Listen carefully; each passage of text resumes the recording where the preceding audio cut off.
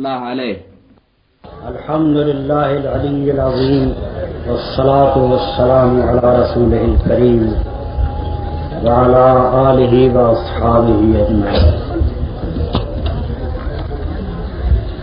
محترم رفقاء اور معزز حاضرین، آج سے ٹھیک 29 سال پہلے اسی تاریخ کو ایک چھوٹا سا واقعہ پیش آیا تھا،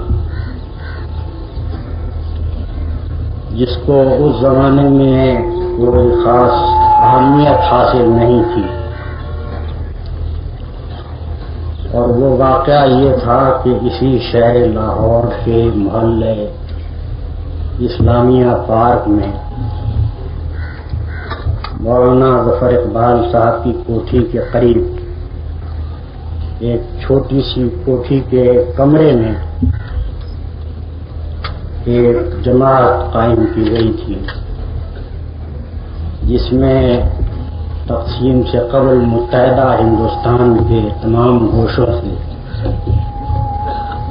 75 آدمی شریک ہوئے تھے. اس جماعت کا نام جماعت اسلامی رکھا گیا تھا، جس کو آج اس ملک ہی میں نہیں بلکہ دنیا کے بہت بڑے حصے میں لوگ اچھی طرح جانتے ہیں. یہ ایک اتفاقی واقعہ نہیں تھا کہ کسی شخص کے دل میں یکایک ایک شوق چرایا ہو کہ اپنی بھی ایک جماعت بنا ڈالے، اور اس نے کچھ لوگوں کو جمع کر کے ایک جماعت بنا لی، بلکہ یہ میرے 22 سال کے مسلسل تجربات اور مشاہدات اور مطالعے اور غور و خوض کا نچوڑ تھا، جس نے ایک اسکیم کی شکل اختیار کی تھی، اور اسی اسکیم کے مطابق جماعت اسلامی بنائی گئی. آج پہلی مرتبہ میں جماعت اسلامی کے اس تاریخی پس منظر کو بیان کر رہا ہوں. اس سے پہلے میں نے کبھی اپنی کسی تحریر یا تقریر میں اس کو بیان نہیں کیا. اپنے قریبی ساتھیوں کے سامنے بھی کبھی کبھار اس کے بعد اجزاء کا ذکر کیا ہے،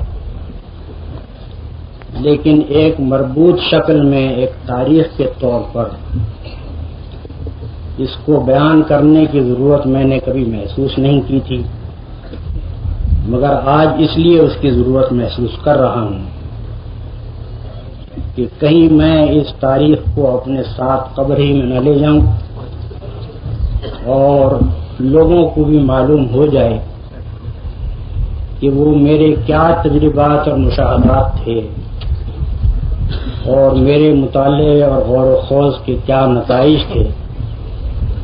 جنہوں نے جماعت اسلامی کی اسکیم کی شکل اختیار کی. میں نے جب اس دنیا میں ہوش سنبھالا تو میرے سامنے بر عظیم ہند میں ایک عظیم الشان تحریک برپا ہوئی تھی.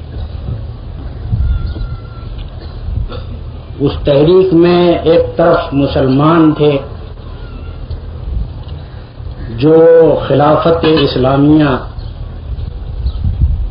اور مقامات مقدسہ اسلام کی حفاظت کے لیے تن من کی بازی لگانے کے لیے تیار ہو کر کھڑے ہو گئے تھے، اور پوری قوم متحد ہو کر اس کے لیے تیار ہو گئی تھی کہ بری بھلی جیسی کچھ بھی خلافت قائم ہے اس کی حفاظت کی جائے، اور مقامات مقدسہ جن پر اس وقت انگریز قابض ہو چکے تھے ان کو کفار کے قبضے سے نکالا جائے. یہ ایک مقدس دینی جذبہ تھا جو ساری مسلمان قوم کو لے کر کھڑا ہو گیا تھا. دوسری طرف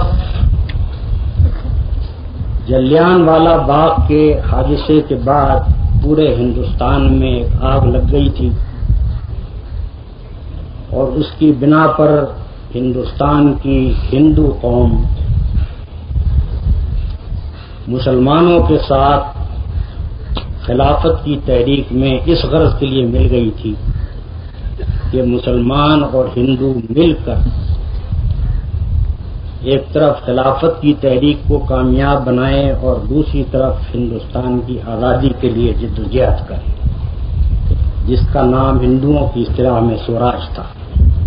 اور جس کی قیادت کانگریس کر رہی تھی.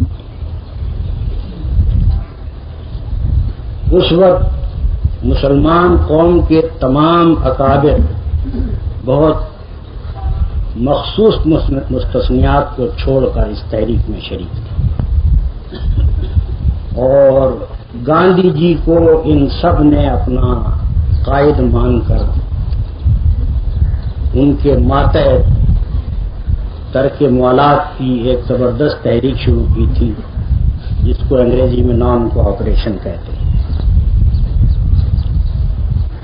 میں اس وقت ایک نوجوان لڑکا تھا، 16-17 سال کی عمر کا. فطری طور پر اپنی قوم کے لیڈروں پر مجھے اعتماد تھا، ہونا چاہیے تھا. ایک مسلمان ہونے کی حیثیت سے فطری طور پر میرے دل میں اس بات کا غم تھا کہ مسلمانوں کی ایک رئی سئی سلطنت دنیا میں جو باقی تھی، یعنی ترکوں کی سلطنت، وہ مٹ رہی ہے. ایک رئی سئی خلافت جو مسلمانوں کی باقی تھی، جو مسلمانوں کو جمع کر سکتی تھی، وہ ختم ہوتی نظر آ رہی ہے اور مسلمانوں کے تمام مقامات مقدسہ خطرے میں پڑے ہوئے. ایک مسلمان ہونے کی حیثیت سے فطری طور پر میرے اندر یہ جذبہ تھا اور اسی بنا پر میں بھی اس تحریک میں ایک ادنا کارکن کی حیثیت سے کام کرتا رہا. لیکن کچھ میری افتاد مزاج ایسی ہے کہ جس مسئلے سے بھی مجھ کو دلچسپی ہوتی ہے اس کے متعلق میں مطالعہ کر کے زیادہ سے زیادہ معلومات حاصل کرنے کی کوشش کرتا ہوں تاکہ اس کو سمجھوں کہ یہ مسئلہ کیا ہے. یہ چیز آج بھی میرے اندر موجود ہے اور جب میں نے ہوش سنبھالا تھا اس وقت بھی میرے اندر تھی. میں نے جب مطالعہ کیا تو خلافت کے مسئلے کے پشت پر مجھے جو چیز نظر آئی وہ یہ تھی کہ ترکی قوم میں جس قیادت کی بدولت ترکی سلطنت کا نظام چل رہا تھا وہ ایک لادینی قیادت تھی جو ترک قوم پرستی کی بنیاد پر کھڑی ہوئی.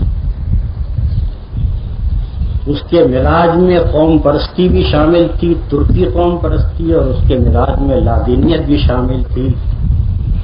جو مغرب کے تعلیم یافتہ ترک نوجوان اپنے ساتھ مغربی ممالک سے لے کر آئے. دوسری طرف مجھے مطالعے سے یہ معلوم ہوا کہ اسلام کے دشمنوں نے اس کے جواب میں عربوں میں بھی ایک زبردست قوم پرستی کی تحریک پیدا کر دی، جس کے نتیجے میں جنگ عظیم نمبر اول میں بجائے اس کے کہ عرب اور ترک مسلمان مل کر کھڑے ہوتے، دونوں ایک دوسرے کی جان کے دشمن ہو گئے. عربوں نے ترکوں سے بغاوت کی اس وجہ سے کہ وہ خلافت اسلامیہ کے قائل تو ہو سکتے تھے لیکن ترک قوم پرستی کے قائل عرب کیسے ہو سکتے. بے وقوف تھے وہ لیڈر جو ایک ایسی سلطنت کو چلا رہے تھے جس میں خالی ترکی آباد نہ تھے بلکہ عرب اور کرد اور دوسری قوموں کے مسلمان بھی شامل تھے، مگر انہوں نے اس سلطنت کو ترکی قوم پرستی کی بنیاد پر قائم کیا.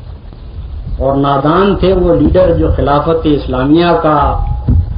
بار سنبھالے ہوئے تھے اور لادینیت کی بنیاد پر اسے چلانا چاہتے تھے، اور نادان تھے وہ عرب کہ جنہوں نے عیسائیوں اور یہودیوں کے فریب میں آ کر ان ترکوں کے مقابلے میں عرب قوم پرستی اختیار کی اور اپنے ہاتھ سے عرب ممالک کو فتح کر کے انگریزوں کے حوالے کی۔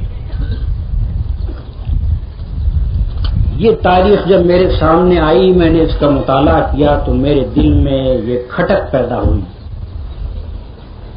کہ یہ خلافت کی تحریک جس کے اوپر مسلمانوں نے اپنا سب کچھ لگا دیا ہے اور پوری قوم صرف اس تحریک کے لیے کھڑی ہوئی ہے، اس تحریک کی اپنی کوئی جڑ بنیاد نہیں ہے۔ ہمارے اس ملک کا کوئی مسئلہ نہیں ہے جس کے لیے ہم جمع ہوئے ہیں، بلکہ ہمارے ملک کے باہر کا ایک مسئلہ ہے جس پر جو ہمارے قابو کے اندر نہیں ہے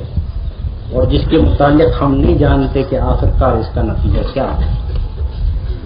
بار بار میرے دل میں یہ کھٹک پیدا ہوتی تھی کہ اگر خلافت اسلامیہ کا خاتمہ خود ترکوں نے اپنے ہاتھوں سے کر دیا تو پھر اس کے بعد ہماری اس تحریک کا حشر کیا ہوگا۔ لیکن بہرحال میں ایک نوجوان تھا، کھٹک میرے دل میں تھی، لیکن میرے اندر یہ ہمت نہیں تھی کہ میں یہ سوچتا کہ میری قوم کے بڑے بڑے لیڈر کسی معاملے کو نہ سمجھتے ہوں اور میں سمجھ رہا ہوں۔ اس وجہ سے اس کھٹک کو لیے ہوئے میں اس تحریک میں کام کرتا ہوں۔